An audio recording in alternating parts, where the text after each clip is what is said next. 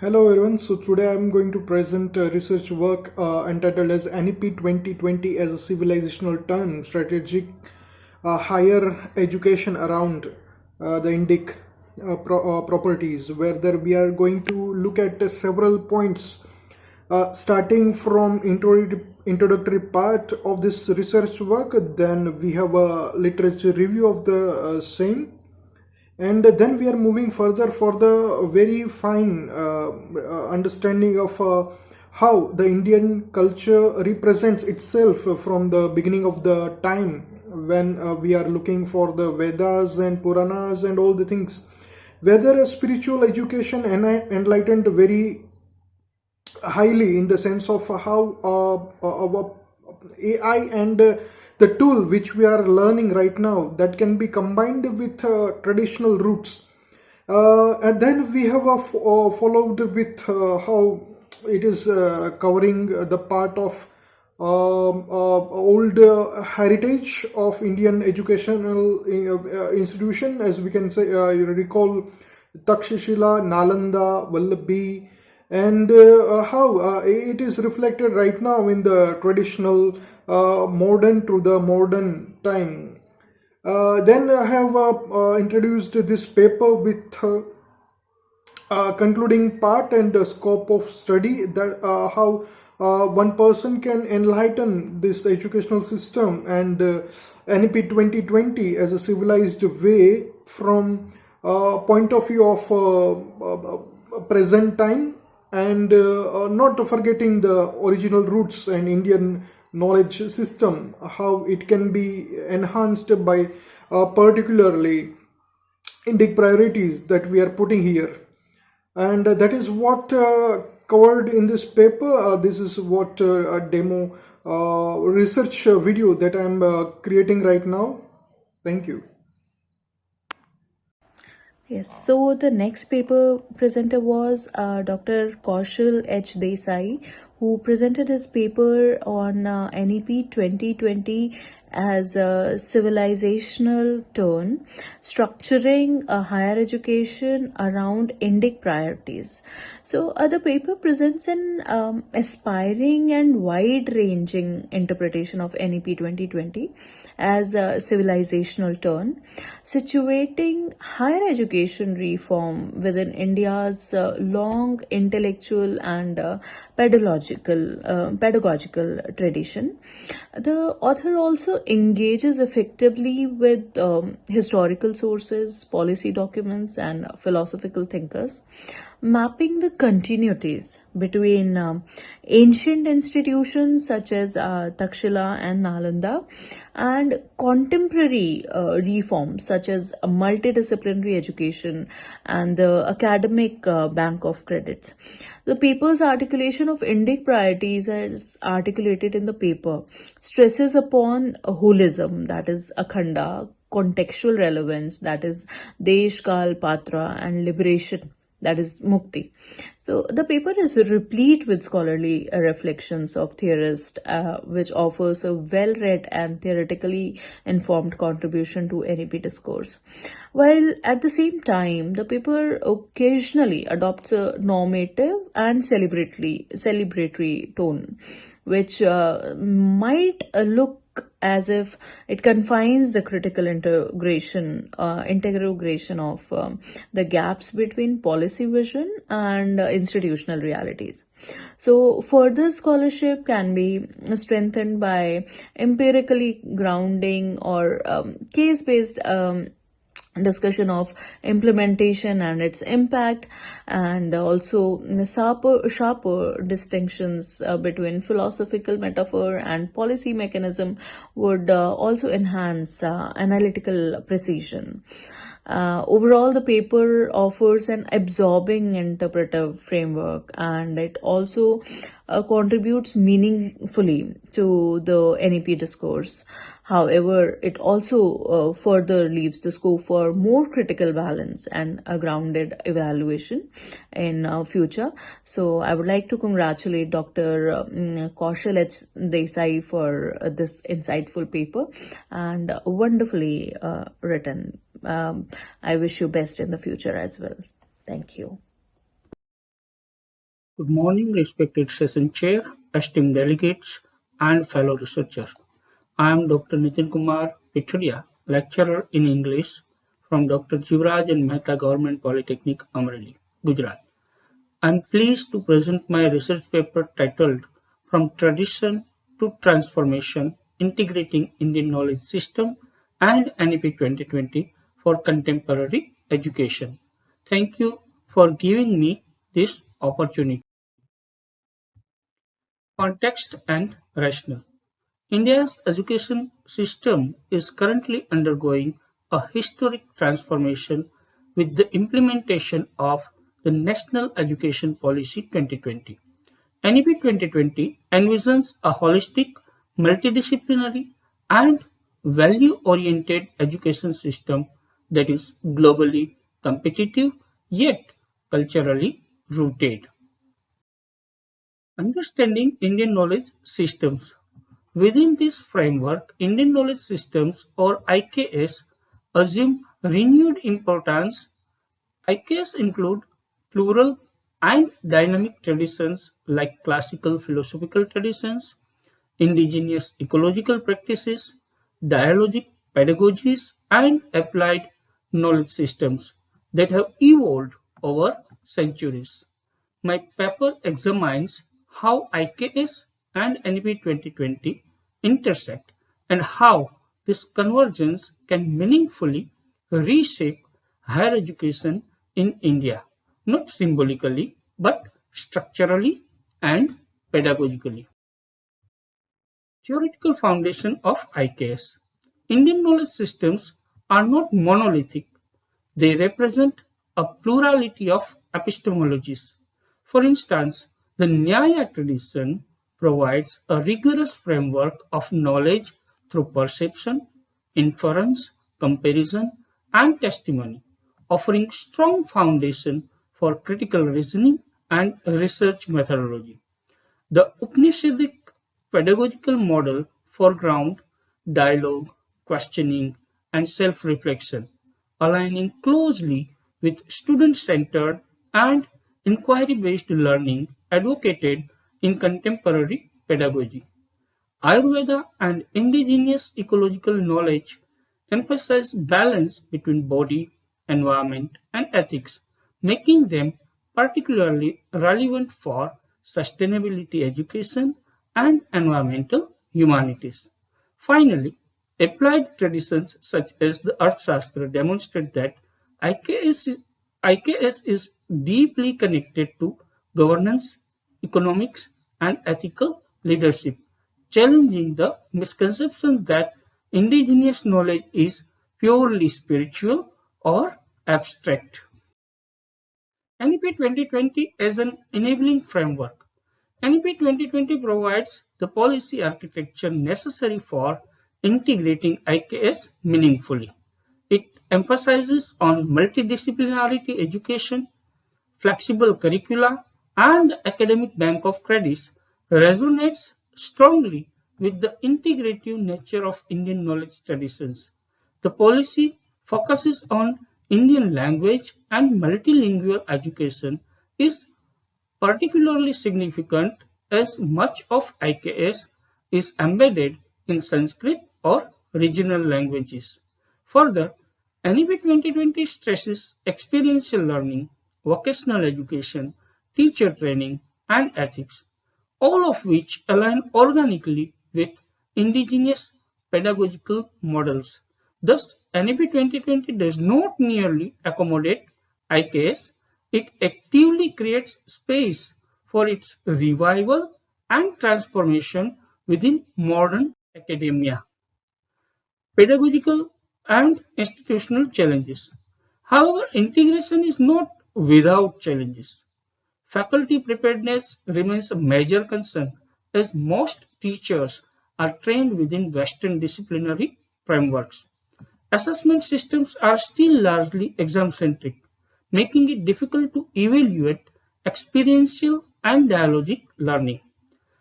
There are also ethical concerns, particularly regarding the appropriation of community-based and indigenous knowledge without adequate recognition or reciprocity. If IKS integration is poorly designed, it risks becoming tokenistic or ideologically driven rather than academically rigorous. A model for integrating IKS in higher education. To address these concerns, my paper proposes a critical and research-driven integration model. This includes embedding IKS within existing disciplines rather than as isolated courses, adopting dialogic and experiential pedagogies, strengthening multilingual instruction and translation initiatives, building ethical partnerships with indigenous communities, reforming assessment through portfolios, projects, and reflective evaluation, supporting interdisciplinary IKS research through institutional frameworks. Such an approach ensures epistemic pluralism, academic rigor, and inclusivity. Conclusion and way forward. To conclude, the integration of Indian knowledge systems within NEP 2020 represents not just curriculum reform, but a civilizational reimagining of education. When approached critically and ethically, IKS can cultivate learners who are intellectually rigorous, culturally grounded, environmentally conscious, and ethically responsible. This alignment has the potential to shape an education system that is truly Indian in spirit and global in vision. Thank you for your time and attention. I look forward to your questions and reflections. Thank you very much. So the next presenter was Dr. Nitinkumar V. Pithadiya, who presented his paper on From Tradition to Transformation, Integrating Indian Knowledge Systems and NEP 2020 for Contemporary Education. So where he presents a well-researched and conceptually rich discussion of NEP 2020 as a significant moment in India's higher education reform. And the paper also situates the policy within a longer civilizational and intellectual tradition. And the paper is also replete with scholarly reflections, which strengthens the comparative lens and demonstrates the author's engagement with the educational philosophy, policy studies, and Indian knowledge systems. So the discussion on multidisciplinary education and ethical grounding and learner-centric reforms is also clearly articulated and aligned with the stated objectives of NEP 2020. And the paper also acknowledges certain limitations and challenges associated with the implementation of NEP 2020, and particularly with its discussion of faculty preparedness, resource disparities, institutional readiness, and the risk of narrow or ideological interpretations of Indic priorities. So these concerns indicate an awareness that the policy's vision faces practical and structural constraints on the ground, and while at the same time the further scope of the paper could delve more into the focus of contemporary applicability, and particularly in terms of how these philosophical frameworks translate into classroom practices and institutional realities today. And a greater attention to the practical challenges of implementation, regional diversity, and faculty preparedness could further probably balance the largely conceptual approach which has been delved into this paper. But overall, overall, the paper offers a thoughtful and informed contribution while indicating a clear scope for further empirical and pedagogical exploration. So, now with this, I would like to congratulate Dr. Nitinkumar for this wonderfully written paper, and I wish you well for further ventures as well. Thank you. Hello, everybody. It's a matter of immense pleasure and great pride to be a part of this international conference titled From Gurukul to Global, Paving Path to Viksit Bharat at 2047, Restructuring Higher Education with Indic Priorities, organized by Vedant. I am Dr.Joji John Panicker, Professor and Head, Department of English, CMS College, Kottayam, Kerala. I am delighted to present my paper titled Beyond Folk Heritage, Analyzing Theyyam and Padani as Indigenous Performance Texts in Contemporary Kerala. National Education Policy 2020 articulates an imperative for the systematic integration of Indian knowledge systems within pedagogical environments, while the Viksit Bharat initiative strategically positions cultural flourishing as a foundational pillar in the nation's aspiration trajectory toward comprehensive development by 2047. This research paper investigates and analyzes the traditional ritual performances Theyyam and Padani of Kerala. The study examines these ritual performance traditions as complex indigenous knowledge systems that embody intricate epistemological structures, thus challenging its status as mere static folkloric demonstrations, thereby warranting appropriate identification with established academic disciplines. Through the employment of the three-phase performance methodology, proto-performance, performance, and aftermath by Richard Schechner, this study unveils how these ritual performances operate and serves as dynamic knowledge frameworks that convey cultural perspective through personified engagement instead of textual authority. The study presents that these performative traditions, specifically Theyyam and Padani, transcend reductive categorization as mere folkloric artifacts, instead functioning as complex indigenous textual systems that encode philosophical, cosmological, and socio-cultural knowledge structures. These ritual performances embody alternative epistemic frameworks that challenge the monopolistic claims of Western academic paradigms, demanding scholarly engagement that acknowledges their intellectual rigor and systematic knowledge transmission. Within the contemporary socio-political landscape of Kerala, these indigenous performance traditions emerge not simply as cultural patrimony requiring preservation, but as living epistemological resources possessing demonstrable relevance for contemporary educational reform and national development discourse. Their systematic study and incorporation into formal educational architectures represents both decolonial requisite and a pragmatic stratagem for enriching India's knowledge ecology in alignment with stated policy objectives. The ritual enactment stages cultivate cooperative and shared understanding through oral traditions, physical manifestation, and social bonding. The divinely transformed performers connect and participate in spontaneous discourse dealing with current conflicts using time-honored oracular structures.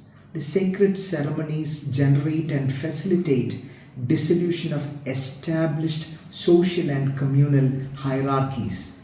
Musical cadences, verbal testimonies, and performative metamorphoses represent agricultural cycles, ancestral documentations, and environmental connections that comprise inherited ecological wisdom conveyed through embodied instruction.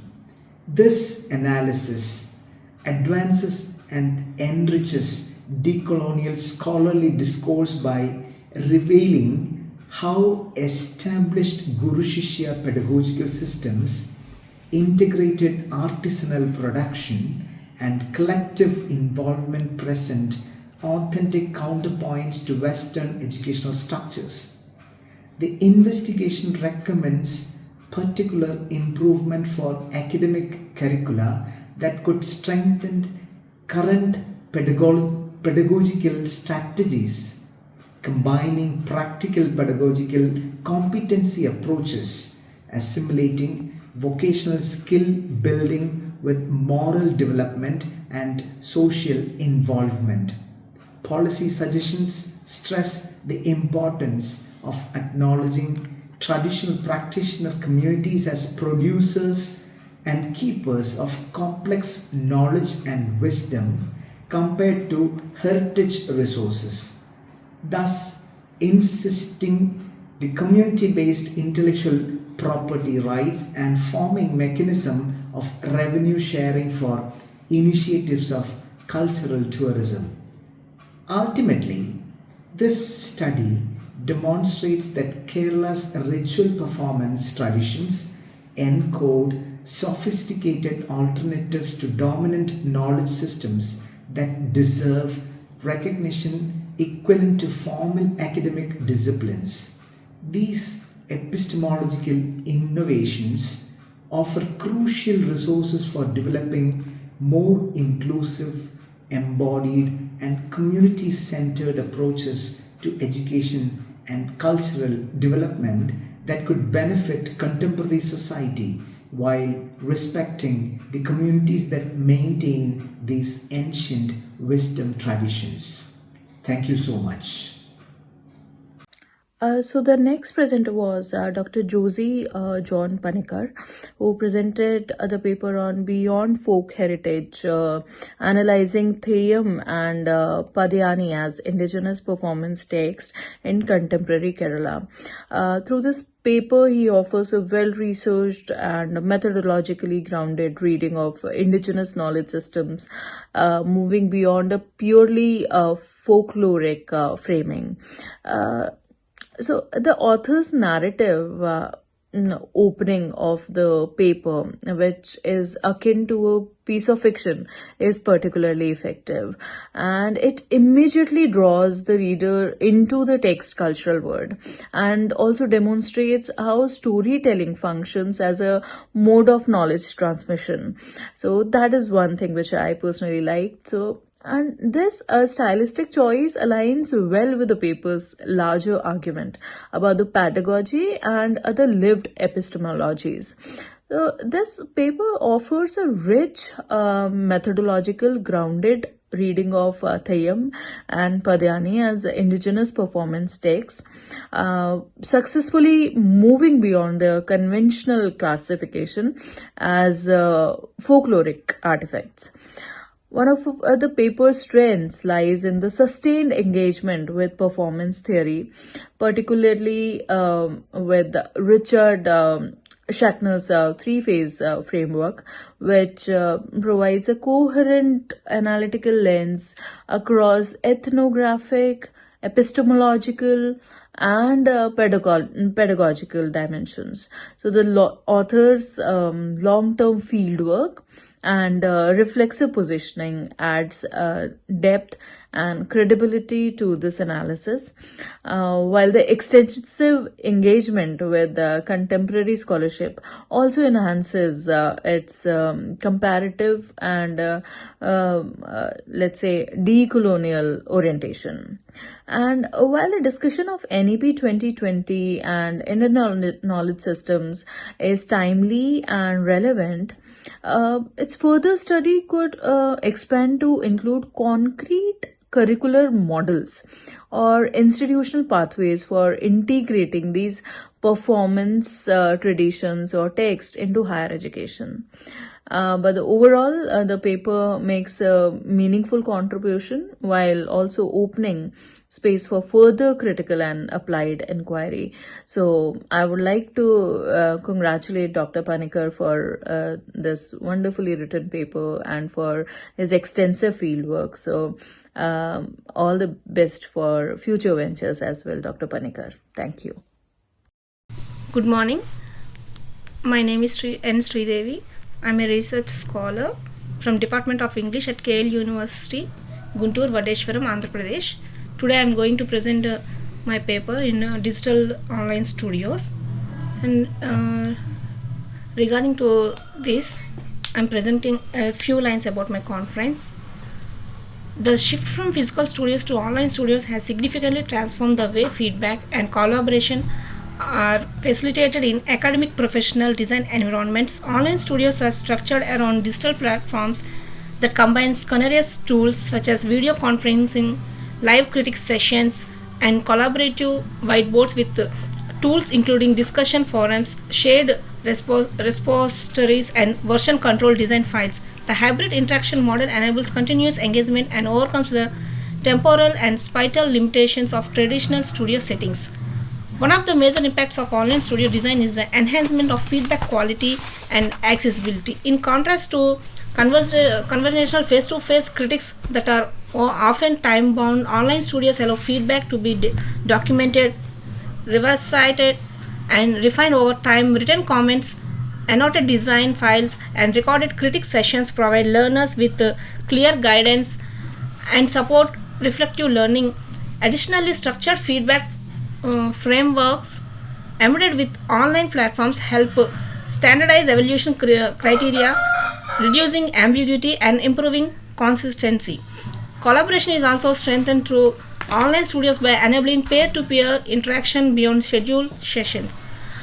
Shared digital workspace encourages collaborative problem solving, co-creation, and knowledge exchange among participants with diverse backgrounds. Tools such as real-time co-editing task boards and communication channels promote accountability and collective ownership of projects.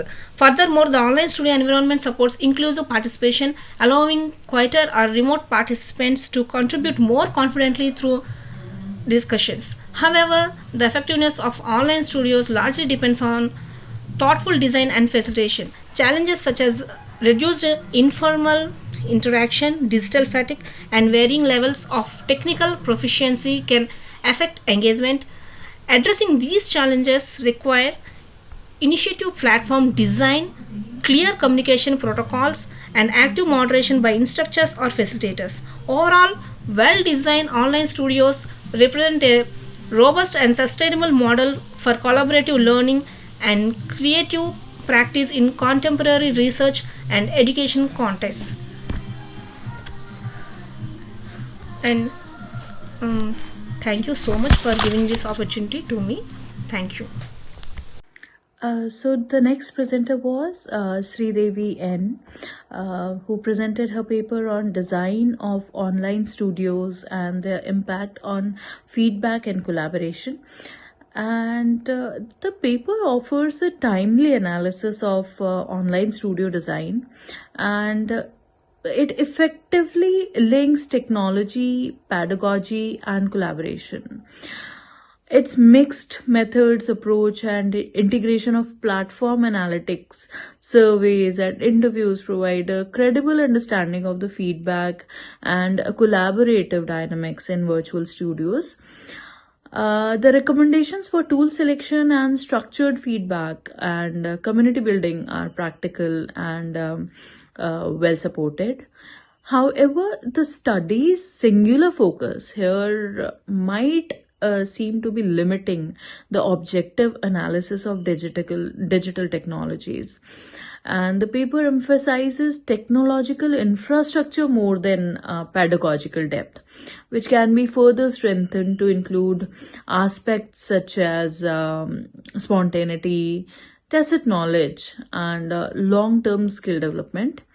Whereas while hybrid models are suggested, frameworks for integrating online and face to face practices could also be dealt further in a more detailed manner. Overall, the paper contributes valuable insights and would benefit further with even sharper focus and deeper exploration of pedagogical implications. So, I would like to congratulate Sridevi N for her paper, and I wish you very good luck in your future ventures as well. Thank you.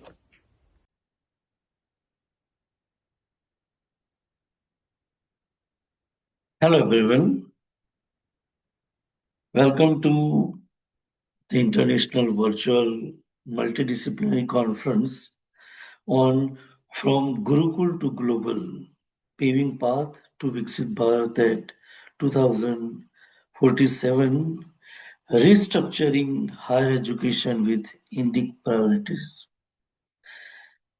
And on this fortunate occasion, I'm here to present my views in the form of a research paper that is on Gurukul pedagogy as a model for value-based education in 21st century Indian higher institutions. This is Dr. Robert Parmar, Assistant Professor, Class, Faculty of Humanities, Charotar University of Science and Technology, popularly known as Charosate, Gujarat, India. So, first of all, when we sit down to discuss the Viksit Bharat at 2047, let us look back into our past, trace the history, look at the present scenario, and then let us set the next path for the further actions. So, integrating Gurukul pedagogy with modern higher education, a value based learning approach. So, let us discuss, let us integrate, let us try to integrate the Gurukul pedagogy that was in practice for centuries with the modern higher education policies, modern higher education scenario or context, a kind of value based learning approach. Uh, if you look at the 21st century higher education, it faces critical challenges in value development. It was a time when value education was very deeply rooted in education system. Definitely, uh, teaching value has deep roots in our culture, in our society. So there are different sources of values ranging from the family to society to religion to social organizations to educational organization to political parties and all. But then now this is the era of technology, this is the era of advancement, researches, independency, intolerance. And during this period, people are actually facing the issues of value development in the new generation or the next generation coming. There is traditional skill versus holistic character building. So, in traditional skills. We were trained to live a virtuous life, a kind of holistic character building was much more focused. Unfortunately, now we teach the school students and college students the skills, but the skills that they need to survive in this competitive world. Gurukul pedagogy offers a transformative educational model.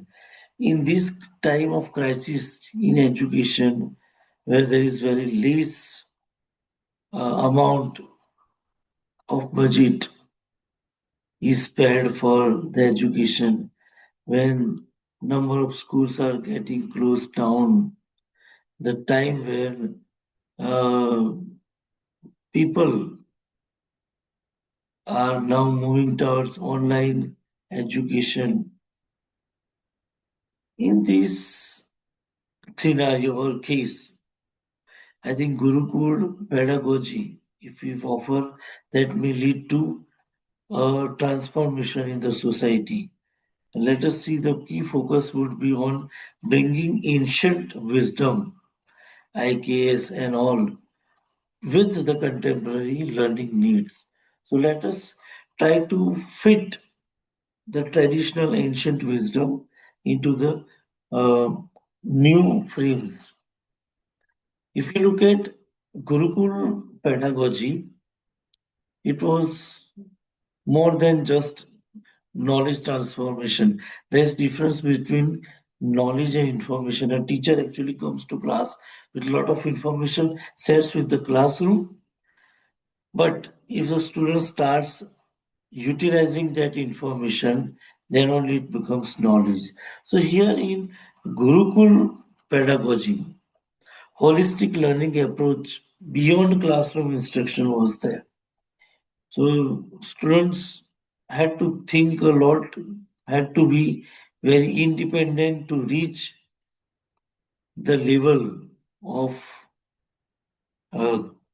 craziness or level of zeal to get the knowledge. Education as a comprehensive life experience.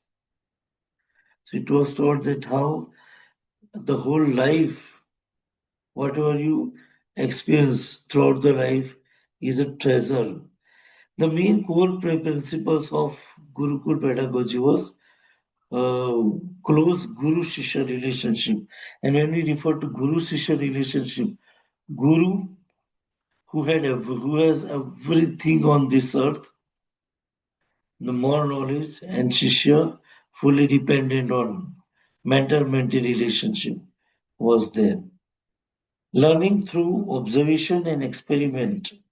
So earlier in Gurukul, students were involved in day-to-day activities, day-to-day work. So there was learning through observation and experience, actually being part of that. So integrated intellectual and moral development together was there. Now we look at traditional versus modern education. So in modern education, it is totally classroom centered and examination driven. So in the classroom also, the focus is more on silencing the students and all. And the modern classroom are more of kind of examination driven. Parents also get into tension about different uh, schedules of the small children even. And here we have to refer to the higher education. So Gurukul approach is a holistic personal development. Students are or students have opportunity to develop themselves in all possible manners. The key differences between the traditional and modern education is about mentorship versus transaction teaching. So when we say mentor, there is a mentor and there is a mentee who are dependent on each other, and Experiential learning versus theoretical instruction. So, learning things by experiences and not just going on theory listening. Value integration versus skill based training. Here also, should be given skill knowledge, but value integration should be there. Core values in Gurukul pedagogies were fundamental ethical principles should be taught, respect for teachers and all elders and all. Personal humility should be there, truthfulness, social responsibility, taking care of everything around, self-discipline and value practiced, not other things are practiced. This is was the core values of Gurukul pedagogy. Now let us see technology and traditional wisdom. How we can go with the balanced approach.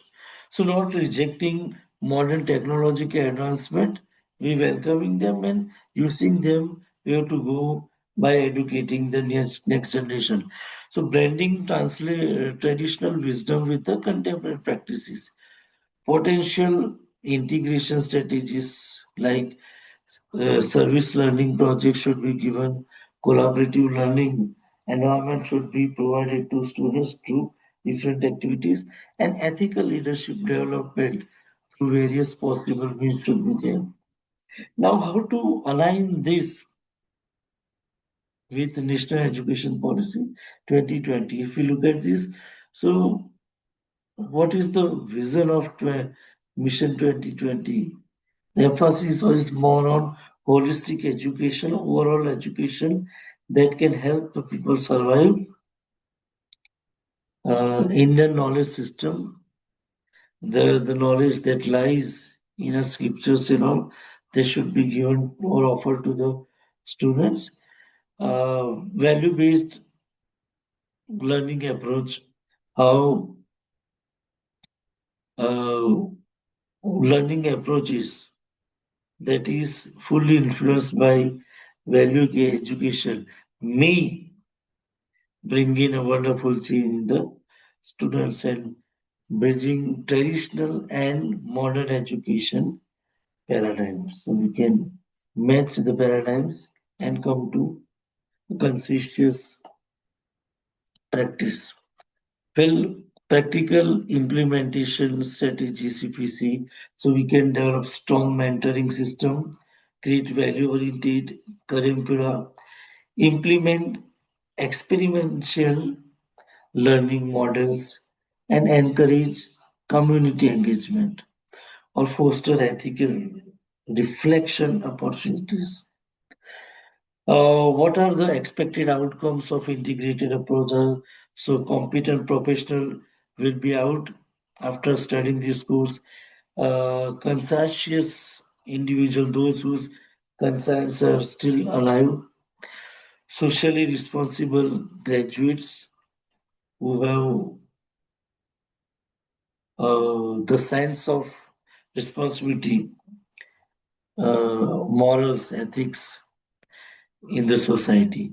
Socially responsible graduates who take care of or take responsibility of everything in the society, holistic personal development, and then at last, enhanced ethical leadership capabilities should be there. Now, what are the challenges in implementation? The very first one is resistant to the traditional methodologies.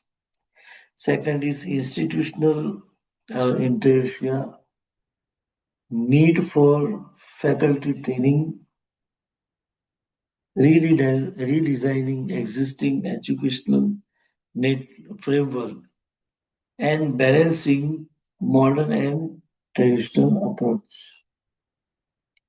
Now, at last, let us look at it again. A transformative educational vision is there. So, Gurukul pedagogy as a transformative educational model, potential to address contemporary social and moral challenges, and creating education that truly transform the individual, preparing graduates to contribute meaningfully to society. Finally, so that was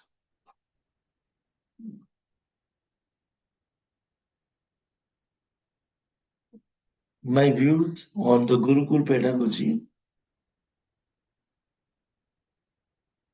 from global to local.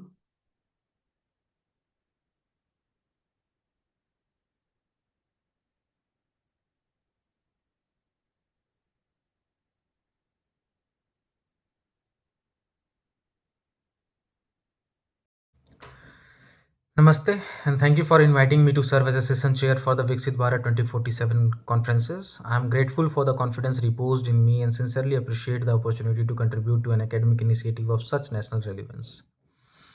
It is indeed a privilege to be associated with a conference that foregrounds the vision of Viksit Bharat 2047 through critical engagement with education, culture, and indigenous knowledge systems. I look forward to chairing the session and facilitating meaningful academic deliberation. The paper Voices of Peace Indian Literature is a tool of conflict resolution and social harmony, written by Tanaya Das, an assistant professor from IIEBM Pune, presents a thoughtful and intellectually engaging exploration of Indian literature as an ethical medium for peace building in a conflict ridden social context. From an academic and expert standpoint, the study demonstrates a commendable effort to bring together three devices text: Rabindranath Tagore's Agora, Mahatma Gandhi's Hind Swaraj, and Amrita Pritam's Aaj Akhan Waris Shah Nu. With a single analytical framework, this comparative approach is one of the paper's key strengths as it successfully bridges different genres, linguistic traditions, and historical moments to foreground literature's potential role in cultivating empathy, non-violence, and social harmony.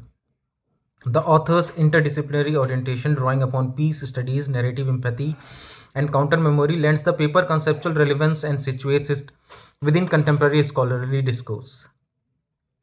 The textual analyses are generally clear and sensitive, particularly in the discussion of Amrita Pritam's poem, with the engagement with trauma, memory, and gendered suffering is both nuanced and compelling. Similarly, the readings of Gora and Hind Swaraj effectively highlight plural humanism and ethical self-rule as foundational principle for peace. The paper's emphasis on moral imagination and dialogue is timely, especially in the context of increasing social polarization in contemporary India. And it undergoes the pedagogical significance of literature beyond its aesthetic value. However, from a critical perspective, the paper tends to adopt a largely affirmative stance towards literature's role in conflict resolution, which at times limits analytical depth. Theoretical concepts such as narrative empathy, counter memory, and peace building are applied rather than critically integrated, and the discussion would benefit from a more rigorous engagement with existing debates and critiques within the peace studies and literary theory. The paper also assumes that literature inherently promotes harmony without sufficient acknowledging its potential to reinform or reinforce ideological positions or social hierarchies. A more balanced argument that recognizes that ambivalence of literary text to strengthen the scholarly credibility of the study. Furthermore, while the qualitative textual methodology is appropriate, it remains somewhat under theorized. Greater clarity regarding how the chosen theoretical framework guide the analysis would enhance methodologically the robustness of the methodological perspective. The paper also largely avoids engaging with the counter arguments such as limitation of literary intervention in addressing a structural or material form of violence, which could have added critical depth to the discussion. At times, certain arguments, particularly the section on Gora and Hind Swaraj, are reiterated in similar terms, and tighter editing would improve conciseness and analytical precision. In conclusion, the paper makes a meaningful contribution to the discussion of Indian literature and peace building by offering an integrative and ethical grounded reading of canonical text. While its insights are persuasive and relevant, the study would benefit from deeper theoretical engagement, critical reflexivity, and acknowledgement of literature's limitation as a tool for conflict resolution. With these refinements, the paper has a strong potential for further academic development publication.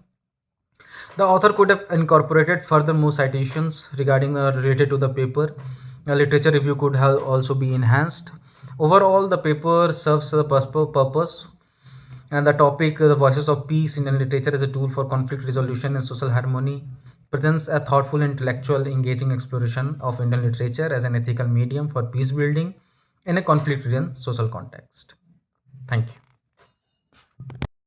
I am Mala Acharya from Nilachal Polytechnic College of Engineering, Bhubaneswar, Odisha.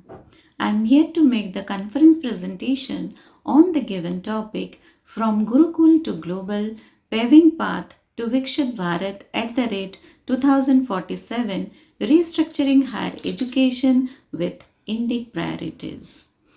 The galaxy of intellectuals of the ancient Gurukul tradition act as a window to the plethora of knowledge constellation where the very way of living is marked with truth, dharma, and discipline. The practical task of daily life, community activities, focused learning of Vedas, Puranas, and the study of the positions of celestial bodies combined together provided a rich experiential learning. A revival to this Indian knowledge system will lead to the ethos of holistic education to build a Viksit Bharat.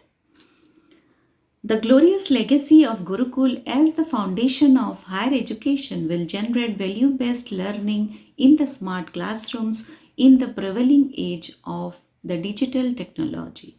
Recognition of the self being the base of holistic education will surely create identity with a meaningful progress of the individuals by the year 2047. Moreover, a soothing sequence of learning for indigenous wisdom is the need of the hour.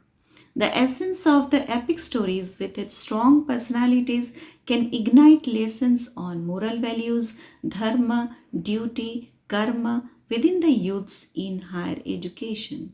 The inner strength to be implanted with the iconic personalities of the Puranas, Ramayana, Mahabharata, etc., with iron will confidence among the Gen Zs. In addition to this, the survival skills combined with academic achievements of each youth will play a pivotal role in making India self-reliant nation by its 100th anniversary of independence. Viksit of Indian youths in the field of agriculture and technology can concretize the idea of Viksit Bharat in the year 2047.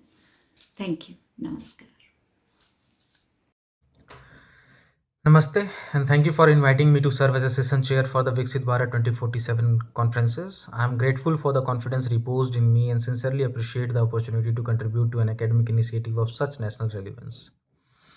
It is indeed a privilege to be associated with a conference that foregrounds the vision of Viksit Bharat 2047 through critical engagement with education, culture, and indigenous knowledge systems.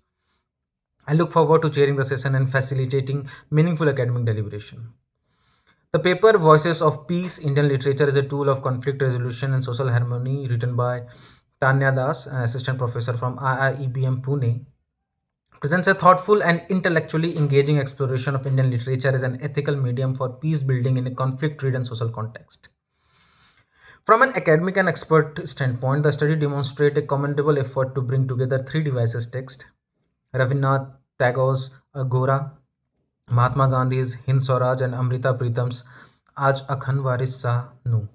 With a single analytical framework, this comparative approach is one of the paper's key strengths as it successfully bridges different genres, linguistic traditions, and historical moments to foreground literature's potential role in cultivating empathy, non-violence, and social harmony. The author's interdisciplinary orientation, drawing upon peace studies, narrative empathy, and counter memory, lends the paper conceptual relevance and situates it within contemporary scholarly discourse. The textual analyses are generally clear and sensitive, particularly in the discussion of Amrita Pritam's poem, with the engagement with trauma, memory, and gendered suffering is both nuanced and compelling. Similarly, the readings of Gora and Hind Swaraj effectively highlight plural humanism and ethical self-rule as foundational principle for peace. The paper's emphasis on moral imagination and dialogue is timely, especially in the context of increasing social polarization in contemporary India. And it undergoes the pedagogical significance of literature beyond its aesthetic value. However, from a critical perspective, the paper tends to adopt a largely affirmative stance towards literature's role in conflict resolution, which at times limits analytical depth. Theoretical concepts such as narrative empathy, counter memory, and peace building are applied rather than critically integrated, and the discussion would benefit from a more rigorous engagement with existing debates and critiques within the peace studies and literary theory. The paper also assumes that literature inherently promotes harmony without sufficient acknowledging its potential to reinform or reinforce ideological positions or social hierarchies. A more balanced argument that recognizes that ambivalence of literary text to strengthen the scholarly credibility of the study. Furthermore, while the qualitative textual methodology is appropriate, it remains somewhat under theorized. Greater clarity regarding how the chosen theoretical framework guide the analysis would enhance methodologically the robustness of the methodological perspective. The paper also largely avoids engaging with the counter arguments such as limitation of literary intervention in addressing a structural or material form of violence, which could have added critical depth to the discussion. At times, certain arguments, particularly the section on Gora and Hind Swaraj, are reiterated in similar terms, and tighter editing would improve conciseness and analytical precision. In conclusion, the paper makes a meaningful contribution to the discussion of Indian literature and peace building by offering an integrative and ethical grounded reading of canonical text. While its insights are persuasive and relevant, the study would benefit from deeper theoretical engagement, critical reflexivity, and acknowledgement of literature's limitation as a tool for conflict resolution. With these refinements, the paper has a strong potential for further academic development publication. The author could have incorporated further more citations regarding related to the paper. A literature review could have also be enhanced. Overall, the paper serves a purpose, and the topic, the voices of peace in literature as a tool for conflict resolution and social harmony, presents a thoughtful, intellectual, engaging exploration of Indian literature as an ethical medium for peace building in a conflict-ridden social context. Thank you. Hi everyone, this is Tanaya Das. I am an assistant professor at IIBM Pune. I am privileged to be able to present my paper today at this conference, From Gurukul to Global, Paving Path to Viksit Bharat 2047, Restructuring Higher Education with Indic Priorities. Before I begin, allow me a few seconds to just share my screen. Yeah, I hope it's visible to everybody.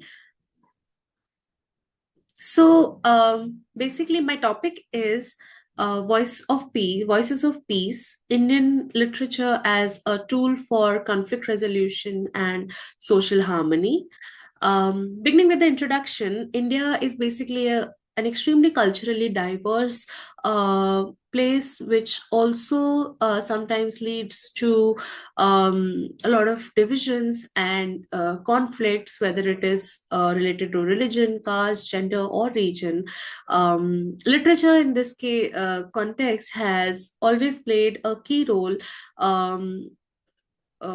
Which is beyond storytelling. It has acted as a medium for ethical reflection and providing a tool for peace building and resolving conflicts. This paper tries to explore this role by bringing together three canonical texts: Rabindranath Tagore's Gora, Mahatma Gandhi's Hind Swaraj, and Amrita Pritam's partition poem Aj Akkha Varishanu.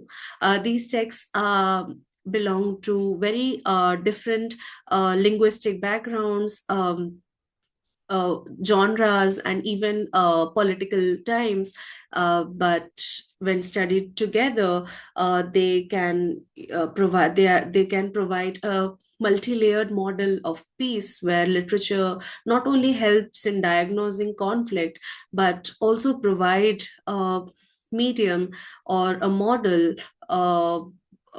to resolve conflicts.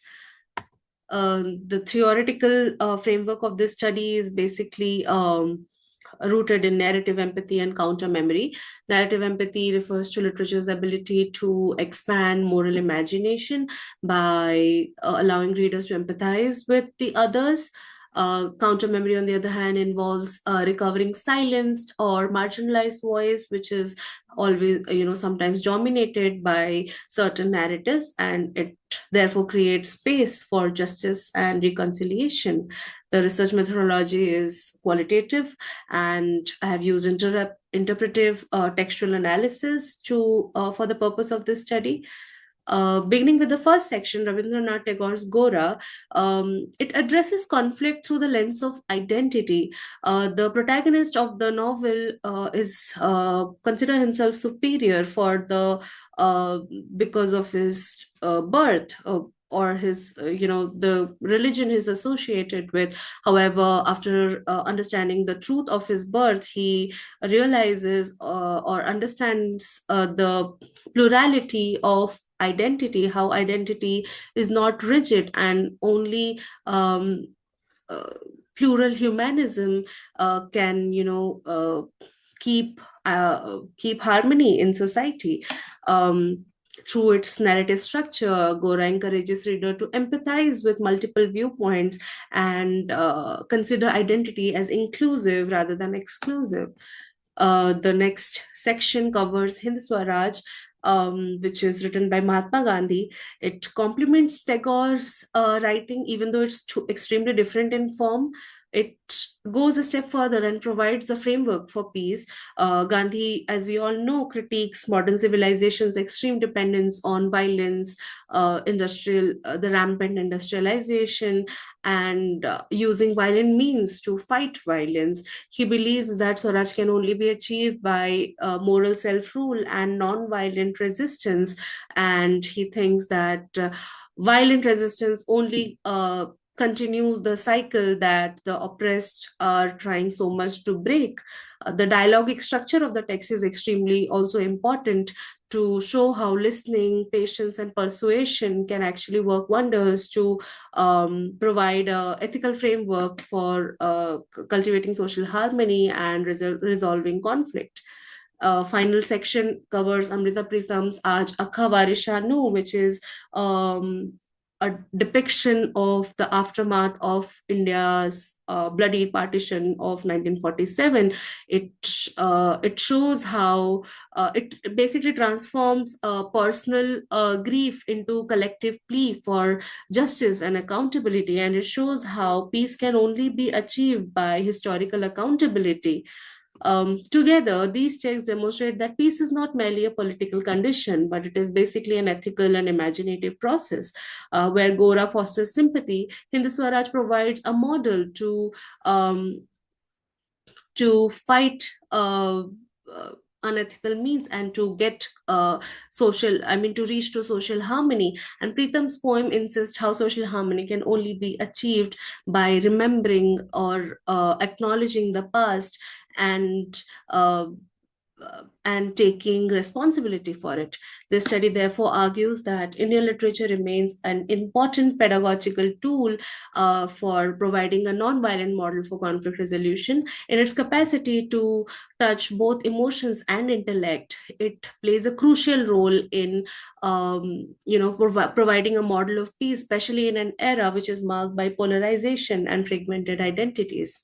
That's it from my side. Thank you. Namaste, and thank you for inviting me to serve as Assistant Chair for the Viksit Bharat 2047 conferences. I am grateful for the confidence reposed in me and sincerely appreciate the opportunity to contribute to an academic initiative of such national relevance. It is indeed a privilege to be associated with a conference that foregrounds the vision of Viksit Bharat 2047 through critical engagement with education, culture, and indigenous knowledge systems. I look forward to chairing the session and facilitating meaningful academic deliberation. The paper Voices of Peace, Indian Literature as a Tool of Conflict Resolution and Social Harmony, written by Tanaya Das, an assistant professor from IIEBM Pune, presents a thoughtful and intellectually engaging exploration of Indian literature as an ethical medium for peace building in a conflict-ridden social context. From an academic and expert standpoint, the study demonstrates a commendable effort to bring together three devices text: Rabindranath Tagore's Agora, Mahatma Gandhi's Hind Swaraj, and Amrita Pritam's Aaj Akhan Waris Sa Nu. With a single analytical framework, this comparative approach is one of the paper's key strengths as it successfully bridges different genres, linguistic traditions, and historical moments to foreground literature's potential role in cultivating empathy, non-violence, and social harmony. The author's interdisciplinary orientation, drawing upon peace studies, narrative empathy, and counter memory, lends the paper conceptual relevance and situates it within contemporary scholarly discourse. The textual analyses are generally clear and sensitive, particularly in the discussion of Amrita Pritam's poem, with the engagement with trauma, memory, and gendered suffering is both nuanced and compelling. Similarly, the readings of Gora and Hind Swaraj effectively highlight plural humanism and ethical self-rule as foundational principle for peace. The paper's emphasis on moral imagination and dialogue is timely, especially in the context of increasing social polarization in contemporary India. And it undergoes the pedagogical significance of literature beyond its aesthetic value.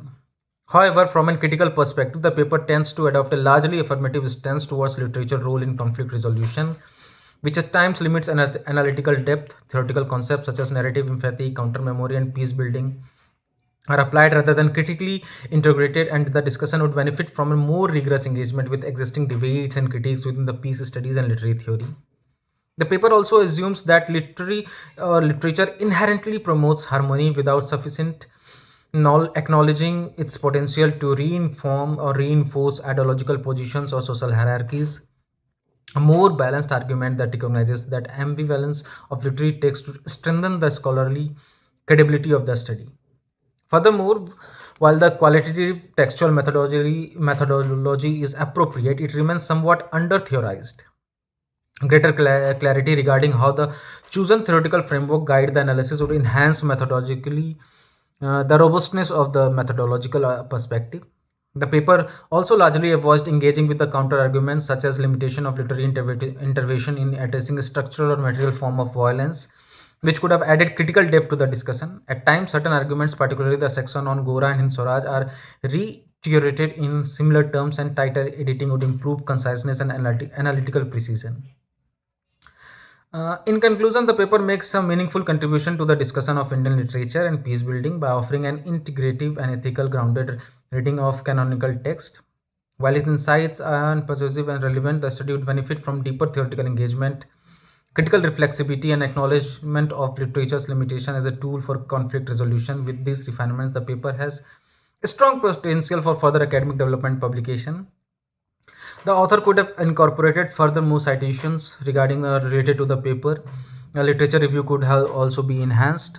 Overall, the paper serves a purpose, and the topic, the voices of peace in literature as a tool for conflict resolution and social harmony, presents a thoughtful, intellectual, engaging exploration of Indian literature as an ethical medium for peace building in a conflict-ridden social context. Thank you. Namaskar. I am Sushmi Mishra. My paper for the conference From Gurukul to Globe, Paving Path to Viksit Bharat 2047, Restructuring Higher Education with Indic Priorities is From Gurukul to Digital Bharatiyata, Social Media Narratives and Identity Formation Among Gen Z Adolescents. When we think of Indian identity formulation, we historically visualize the Gurukul system rooted in Katha Parampara and Sanskara. But today, for India's Gen Z population, the banyan tree has been replaced with screens and algorithms. My paper argues that the ancient pedagogical tradition has not vanished, but it has migrated to a modern digital Gurukul where social media is the new hub for mentorship and identity construction. When we introduce the concept of digital Bharatiyata, it is defined as the articulation of the Indic values, aesthetics, and civic consciousness with digital environments.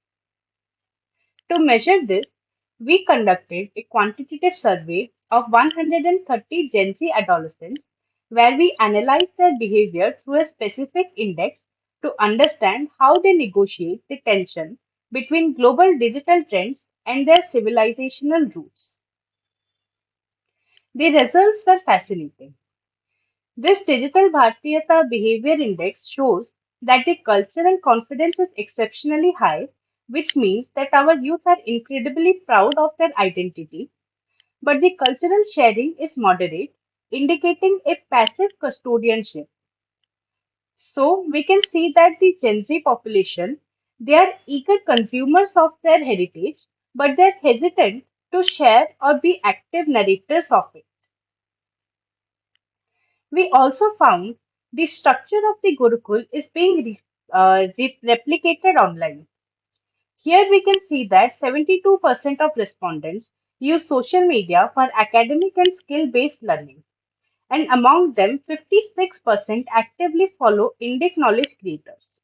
So they are actively treating digital influencers and educators as modern gurus, re establishing the Guru Sishya bond in this virtual space.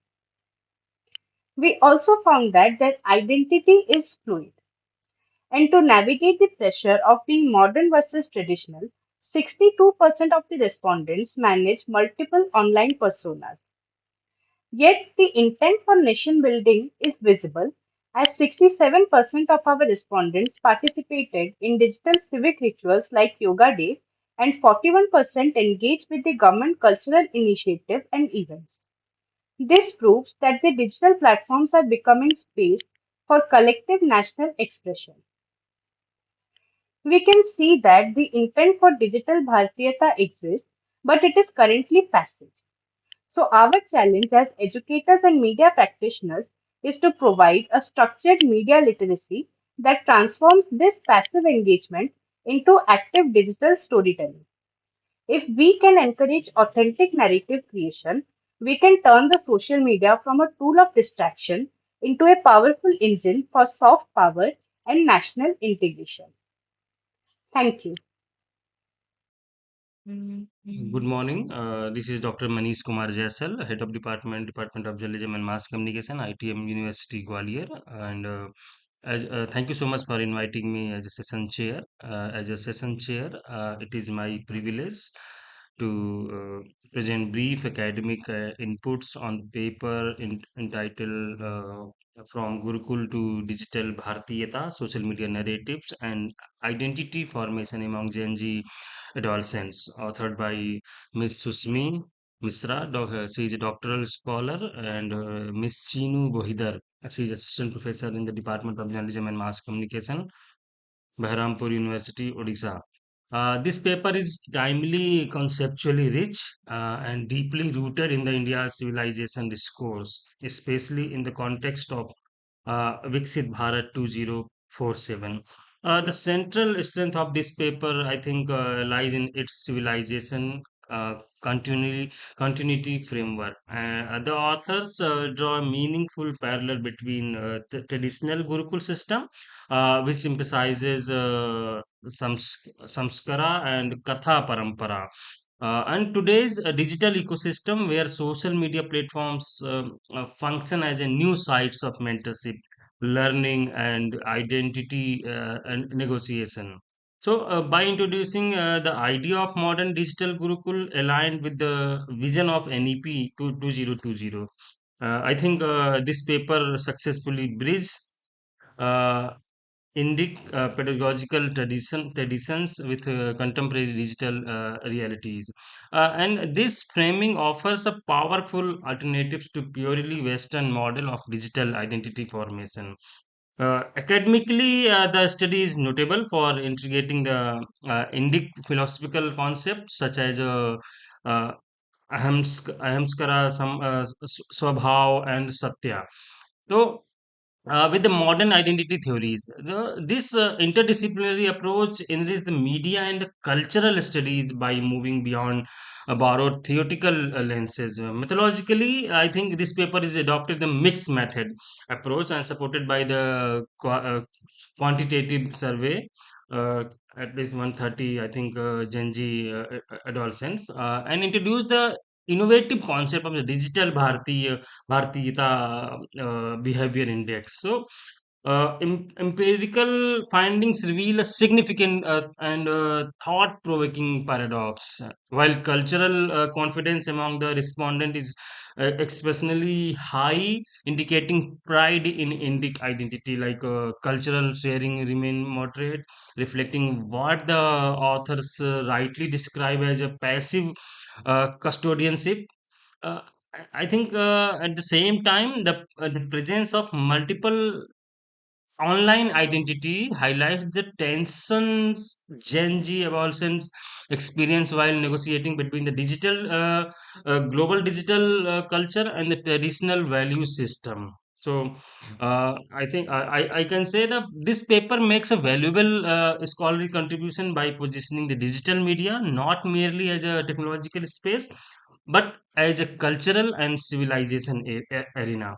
It offers a compelling roadmap for nurturing the culturally rooted, it not globally uh, competent citizens aligned with the vision of our Viksit Bharat 2047. So I commend the authors for their original framework, empirical rigors, and culturally grounded analysis.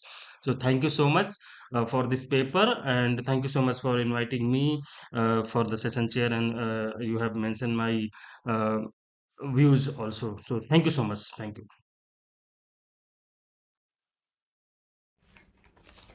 Namaste. My name is Amropali Bhattacharjee. I'm Assistant Professor of Law, Indian Institute of Legal Studies, Shiliguri.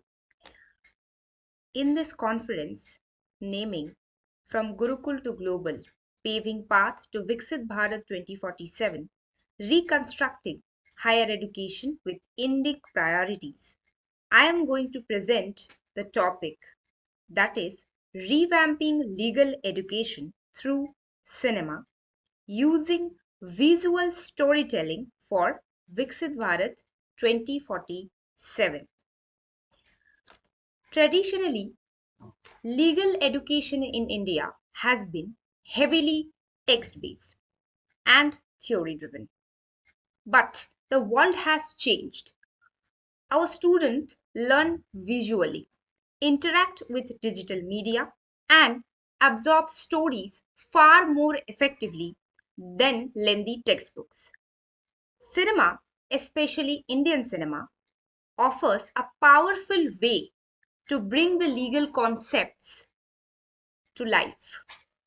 It reflects the struggles, the realities, and emotion that legal texts often fail to capture.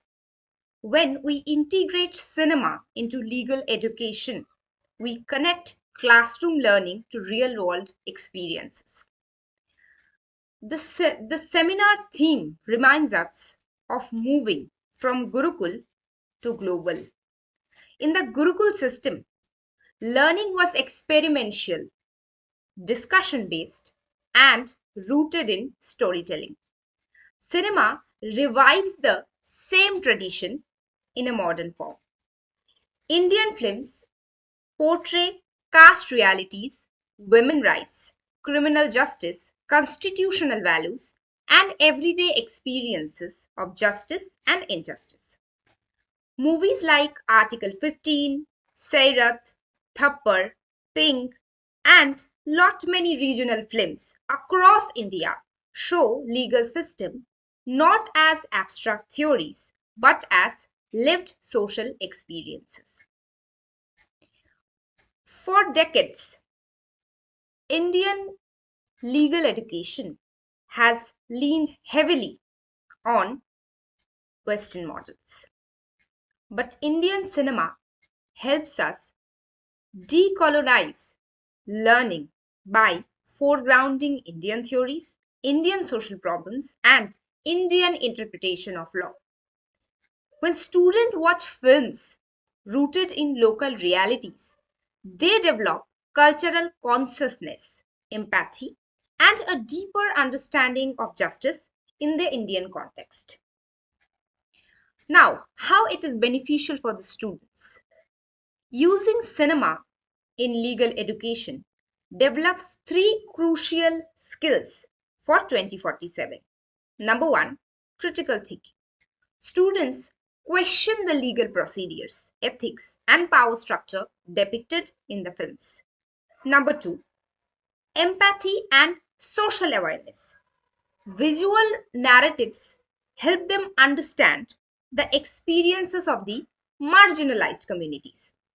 Third point, visual legal literacy. In an age of social media, digital court, and AI driven evidence, law graduates must be visually literate, not just text literate. These skills align perfectly with the vision of technologically empowered and socially conscious Viksit Bharat 2047.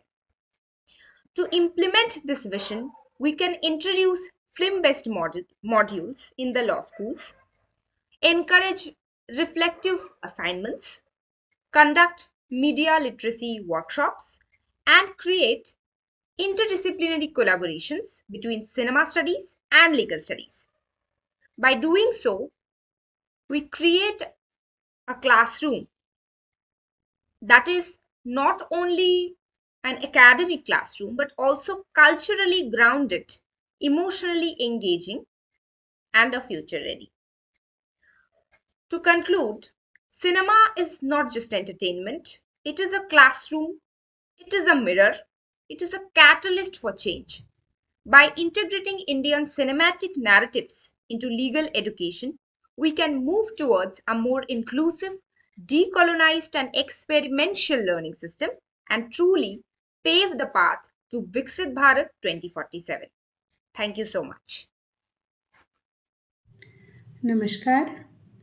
I must say, Miss Amropali Bhattacharya has selected a very nice topic on revamping of legal education through cinemas, that is, using visual storytelling for Viksit Bharat 2042. Madam has very well explained how film or film city or filming can be used as a tool for social changes or for revamping the legal education. The paper highlights storytelling and cinemas like Article 15, Pink, Chak De India, Thappar, Sairat, etc., which are very remarkable in itself and very educating in itself. Madam has very rightly stated that this method of learning is not only transformation for more Indic based value education but also supports the idea of Gurukul by focusing on the observational and reflective way of learning. Madam has very well cleared it that by incorporating cinemas into the field of legal education positively, it would encourage and build an empathy and a legal literacy by visualizing the stories. We come across what exactly the event was, and we come to know about what exactly the event was through all these stories. So madam has very well justified the title and very well explained the concept of revamping the legal education through cinemas, and this is how Viksit Bharat 2047 would look like. Thank you.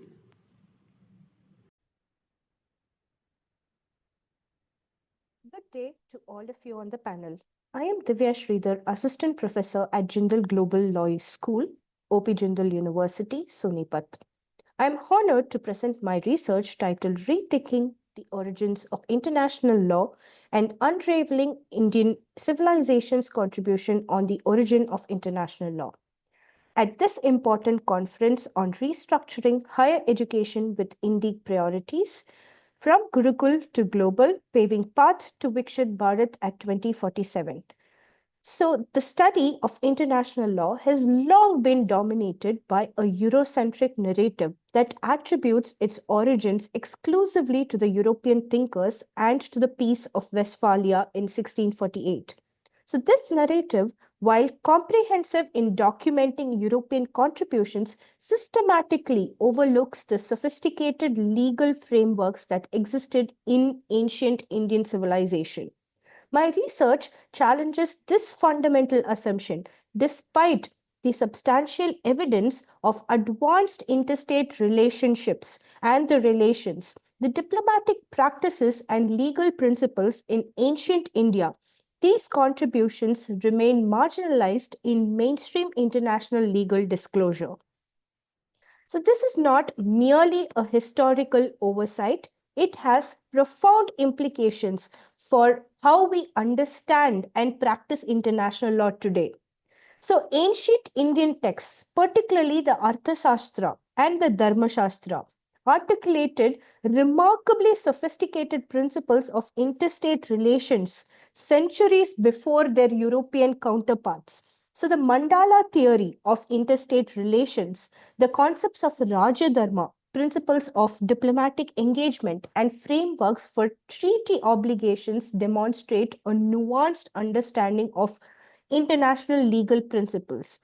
So, what makes this especially relevant to today's conference theme is that these weren't abstract theoretical concepts, they were practical frameworks that governed actual interstate relations in the Indian subcontinent for centuries. They represent a rich intellectual tradition that contemporary India is now reclaiming in its diplomatic practice. So, here's where my research reveals a fascinating paradox. Despite this rich heritage of nuanced interstate relations, independent India initially adopted a remarkably rigid interpretation of Westphalian sovereignty, likely as a reaction to colonial experience.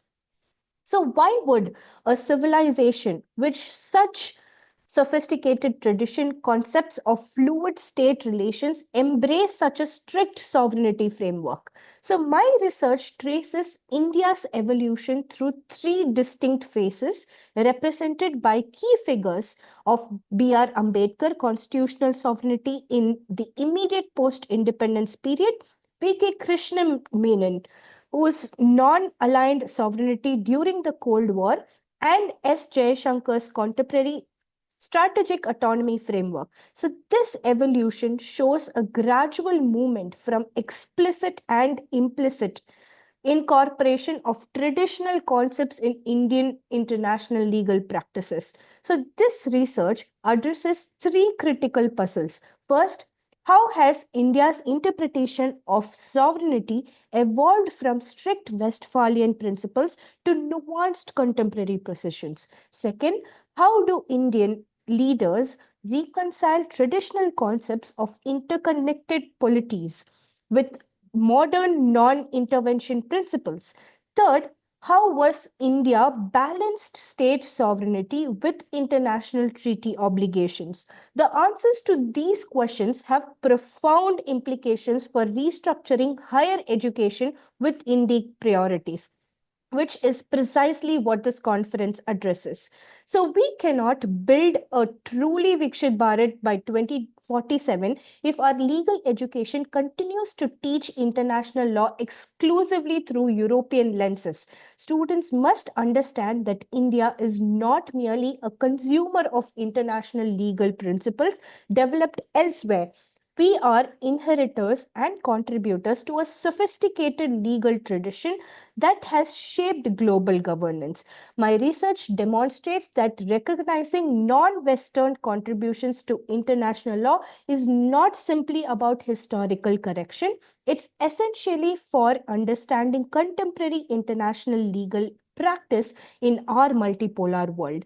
As we restructure higher education for Viksit Bharat, integrating these Indic perspectives and into our curriculum is not optional. It's fundamental to developing confidence, knowledgeable legal professionals who understand India's true place in the global legal order.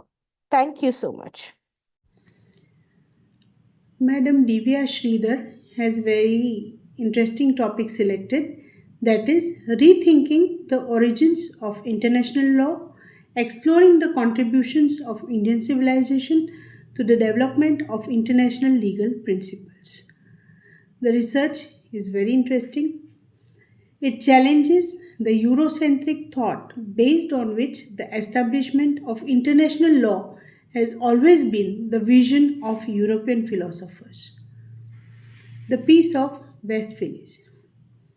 On studying various Indian laws also and examining the ancient texts such as Arthashastra and Dharmashastra, one could find and discover the extent to which Indian conception of international relations, diplomacy, and conflict resolutions are similar to the modern concept of international law. Madam has very well justified the title and has very clearly stated that this would provide a guidance for diplomats of the development of modern international legal norms. This article as a whole would definitely contribute towards advancing the knowledge of decolonization process that continues to emerge in the field of international law, scholarship and practice. Madam has very well presented the papers. Congratulations. Thank you.